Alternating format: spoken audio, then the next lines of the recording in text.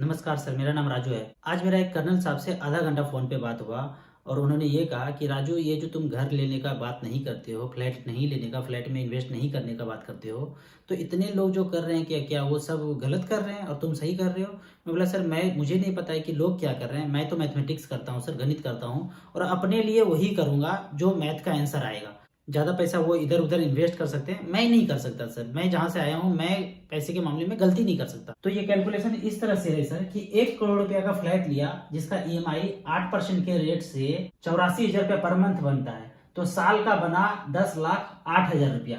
तो 1 करोड़ रुपया लिया, ईएमआई सालाना बना 10,08,000 रुपया। उसमें इंटरेस्ट पार्ट 8% का ब्याज अगर है तो 8 लाख रुपया ब्याज हो गया। तो प्रिंसिपल कितना हुआ? तो ईएमआई जितना दिए साल का, उसमें 8 लाख रुपया इंटरेस्ट को माइनस कर दीजिए, तो जो बचा 2,08,000 रुपया वो प्रिंसिपल अमाउंट हो गया। फिर अगले साल जो प्रिंसिपल हमने दिया था उस 1 करोड़ में से माइनस कर देंगे, तो बच गया अब 97,92,000 रुपया। अब फिर इसका 8% ब्याज कितना होता है? 7,83,360 रुपया। पर हम ईएमआई तो कांस्टेंट ही दे रहे हैं हर महीने, तो सालाना फिर ईएमआई हमने दिया 10,08,000 रुपया।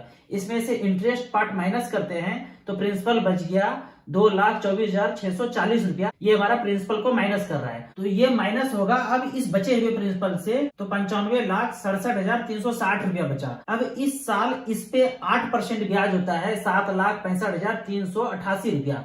इस पैसे को हम दिए हुए ईएमआई से 10,08,000 से माइनस करेंगे 2,42,612 रुपया। तो अब फिर इससे माइनस करेंगे, तो इस तरह से ये चलता रहता है। तो आपको इंटरेस्ट पे आप कहते हैं कि 2 लाख रुपया का छूट मिलता है और उसपे से 30% का ब्याज का आपको छूट मिलता है। तो 2 लाख का 30% सालाना आपको मिलता है, तो 60,000 रुपया आपको सालाना बचत हो रहा है।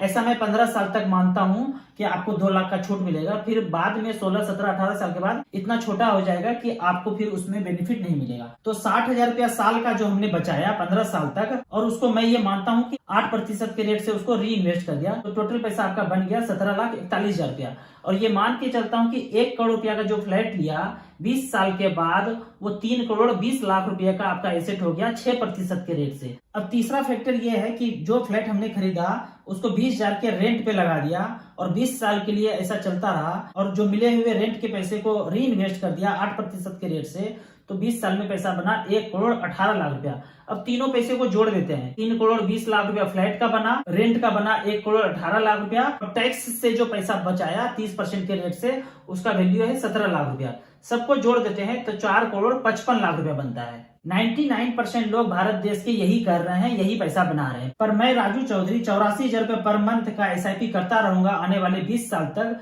15% के रेट से एसआईपी पोर्टफोलियो मेरा रिटर्न डिलीवर करे तो मेरे पास पैसा होगा 20 साल के बाद 12 करोड़ 73 लाख रुपया।